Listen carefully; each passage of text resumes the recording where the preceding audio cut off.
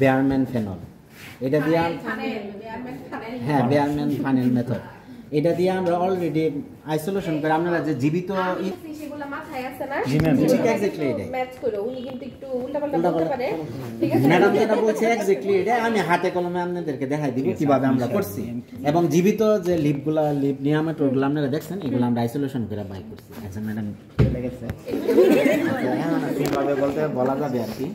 আচ্ছা প্রথমটা হলো বেয়ারম্যান ফেনল মেথড। আচ্ছা বেয়ারম্যান ফানেল কোন ভাই?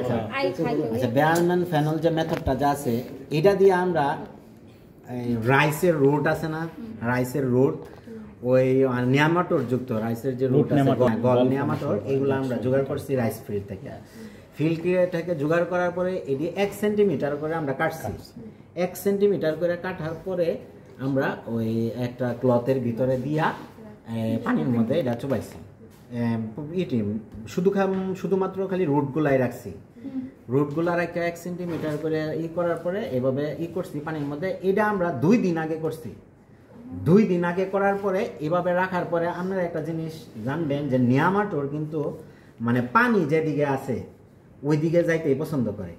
পানি যেদিকে আছে বা প্রাণীর দেখবেন কোনো ক্ষেতের মধ্যে যেদিকে পানির ছিপছিপা পানির স্রোত আছে নিয়ামাটোরগুলো ঠিক ওই দিকেই যায়। আপনি যত কিছুই করেন ওরা ওদের হলো প্রাকৃতিক অ্যাডভান্টেজ হলো এটা, আর ওই দিকেই যাইব। তো তারপরে কি হয়েছে আমরা 2-3 দিন আগে যেই করছি নিয়ামাটোরগুলো এই দিক দিয়ে আসা এনে জমা হয়েছে 2-3 দিন আগে। হ্যাঁ 2-3 দিন আগে আমরা করছি। আর এটা তো আর কি কালকে আমরা করছি আপনাদেরকে দেখানোর জন্য। তো 2-3 দিন পরে আমরা মিনিমাম 48 ঘন্টা 72 ঘন্টা পরে এখানে যখন জমা হয়েছে দেন আমরা এটা খুললা ইয়ার ভিতরে নিচ্ছি না একটা ইয়ার মধ্যে একটা গ্লাসের পরে আমরা দিয়া ছাইকা সয়েলগুলো আলাদা করে শুধু স্যাম্পলটা সয়েলগুলো আলাদা হয়ে গেছে। তারপর নিয়ামাটোর যুক্ত পানিগুলো যায় হ্যাঁ নিচে নামছে, নিয়ামাটোরগুলো নিচে জমা হয়েছে। তখন আপনাদেরকে ওই পাশে দিছি, এখন আপনারা যেটা আর কি দেখতেছেন নেমাটো ওয়াটার। হ্যাঁ এই হলো আপনার কি বেয়ারম্যান ফানেল মেথড, বেয়ারম্যান ফানেল মেথড। এটা একটা লাইলন সিপ আসতেছি স্টেপ বাই স্টেপ। এই হলো বেয়ারম্যান ফানেল মেথড।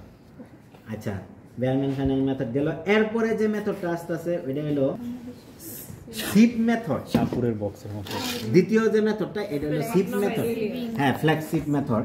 সিপ মানে তো আমরা ছাকুনি, এটা এক ধরনের একটা ছাকুনি, এখানে ছাকুনির 3টা স্টেপ।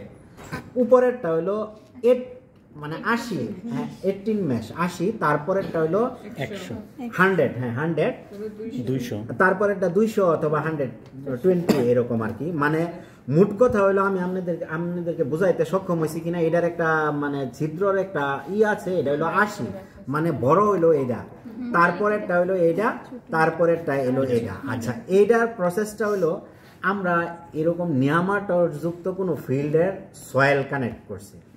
নিয়ামাটোর যুক্ত সয়েল ধরেন এটা একটা নিয়ামাটোর যুক্ত সয়েল আমরা ফিল্ডের বিভিন্ন জায়গা থেকে কালেক্ট করার পরে এটা কি করছি আবার সয়েল সাসপেনশন করছি। সাসপেনশন তো আমরা বুঝেনি, যে কোনো পানির সাথে দ্রবণীয় হলে ওটা একটা সাসপেনশন হয়ে যাবে। এটা সাসপেনশন করার পরে এই সাসপেনশনটা কি করছি প্রথমে এই ছাকুনি দিয়া করছি, তারপরেরটা দিয়া করছি অনেকটা আছে আরো মানে একদমই, তারপরেরটা আরো চিকন। তো এই 3টা দিয়া সাসপেনশন ঢালার পরে নিয়ামাটোরগুলা কিন্তু আমার এটা 3টা ছাকুনির মাঝে হ্যাঁ আটকায় গেছে।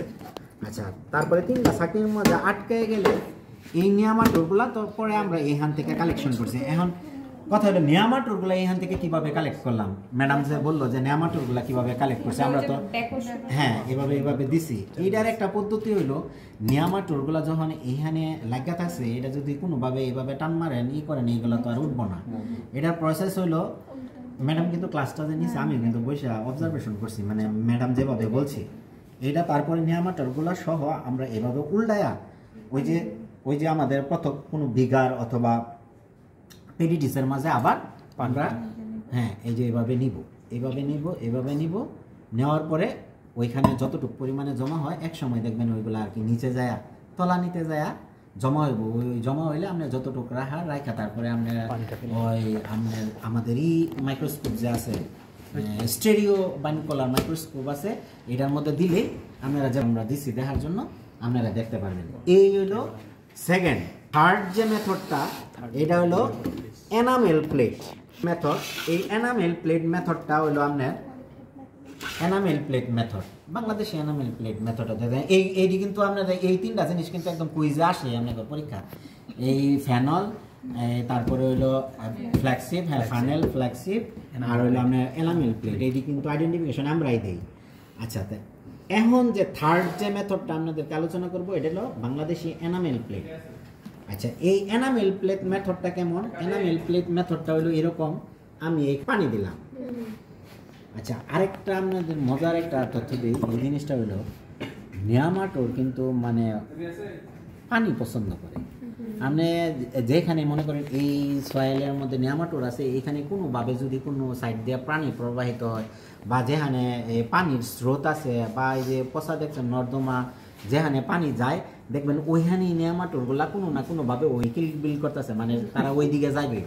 এইটা হলো আর কি নিয়ম। ধরেন হাঁস কি করে, আপনি পুকুর সাইডে থাকলে দেখবেন এক সময় পুকুরের মধ্যে নামে, আপনি কোনো দিকে নিয়ে যান অন্য দিকে যাবেন, ও ন্যাচারালি ভাবে পুকুর দেওয়ার পরে আমরা কি করছি, এই একটা লাইলন সিপ, এই লাইলন সিপটা আমরা এমন ভাবে রাখছি যেন পানিটা আর কি ছয়।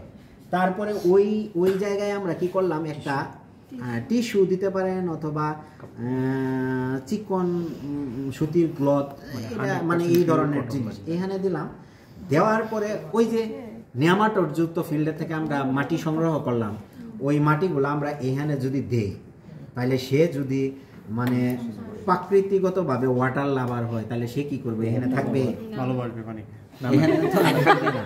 সে কি করবো কোনো না কোনো ভাবে এইটার ছিদ্র ভেদ করে ওই পানির মধ্যে যাইব, কারণ সে তো প্রাকৃতিকগত ভাবে পানি পছন্দ করে। তাই এইটা আমি আর কি মূল থিমটা আপনাদেরকে বুঝাইতে পারছি যে জিনিসটা আর কি এরকম। আমার কথা বলায় আর কি হইতে পারে, কিন্তু জিনিসটা হলো থিমটা হইলো এটা। যখন আমরা নেমাটোড যুক্ত সয়েল এখানে রাখবো, সে যখন পানির সংস্পর্শ পাইব তখন কি করব, ক্লথ ভেদ কইরা সে একদম ওই লাইননি ব্ল্যাক করে একদম নিচে পানির মধ্যে যায় জমা হইব। আর একবার এনে যায় জমা হইব, সে তার উপরে উঠতে পারতো না। আচ্ছা, যখন এইভাবে জমা হইলো, জমা হওয়ার পরে এখানে যে মনে ধরেন পরিমাণ পানি আছে, আমরা তো ছোট একটা জায়গার মধ্যে জমা করব, তো এইখান থেকে পানিটা উপরের পানিটা আমরা সরাই আনবো। সরাই একটা হইলো সাইফনিং টিউব, ওইটা একটা আর কি যে কোনো একটা প্রসেস আছে, ওই সাইফনিং টিউব দিয়ে উপরের পানিটা সরাই আনলে তারপরে আবার আমাদের নিচে যে ইটা থাকবো ওইখানে নেমাটোডগুলা থাকবো। তখন ওই নেমাটোডগুলো আমরা যদি কোনো পেডিটিসে অথবা কি বলে কাউন্টিং ডিশ, কাউন্টিং ডিশ, আচ্ছা কাউন্টিং ডিশে যখন রাখা আমরা স্টেরিও বাইনোকুলারে দেখবো, তখন পাবো যে জীবিত নেমাটোড লাফালাফি করতেছে। ফর এক্সাম্পল হিসাবে আমরা এখান থেকে এগুলো রাখছি, আপনারা ইচ্ছা করলে দেখতে পারেন এখানে আছে। এই হলো তিনটা মেথড, আপনারা বুঝতে পারছেন। এখন আমরা এখানে জীবিত মেল নেমাটোড আর ফিমেল নেমাটোড জীবিত পাওয়াটা একটু রেয়ার, সেজন্য আপনাদেরকে দেখাতে পারলাম না। ওইখানে আমাদের স্লাইড দেওয়া আছে, ওইখানে হলো ফিমেল আর এখানে মেল। ফিমেলটা আপনারা দেখতেই বুঝতে পারবেন, ওইটা মানে একটু কল্পনা করবেন, একটু মহিলারা কেমন একটু ওই আর কি ওই